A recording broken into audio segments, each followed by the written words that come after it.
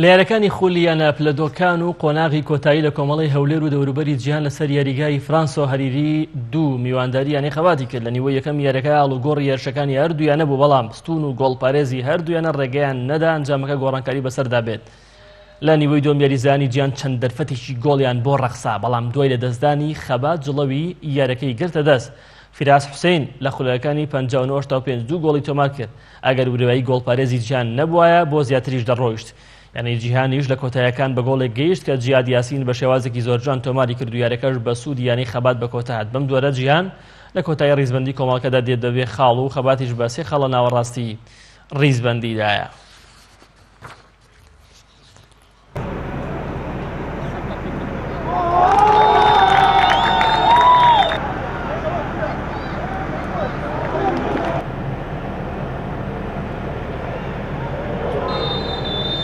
ئێمە وەکو یانەی وەرزشی خەبات دوای ئەوەی لە جەولەیەکەم تووشی دۆڕانێکی قورس هاتین، ئەرکمان قورس ببووە ئەم یاریە وەکو یاری کۆتاییمان حساب کرد، یاریزانەکان بەڵێنماندا بەدەستە ئیداری و هاندەرانمان کە بتوانین هەرچەندە یاریەکە لە دەرەوە یاریگا خۆشمان بوو، بەڵام هەروەکەوەی بەڵێنمان پێدا بوو کە قەرەبوو یاریەکەم بکەینەوە سەرکەوتن بەدەستبێنین بەسەر یانەی جیهان. ئینشاڵڵا ئەو یاریەش دەبێتە پاڵپشتێک بۆ یاریەکانی داهاتوو بۆ ئەوەی سەرکەوتن بەدەستبێنین و ئاسی بەرزی پێشکەش بکەین.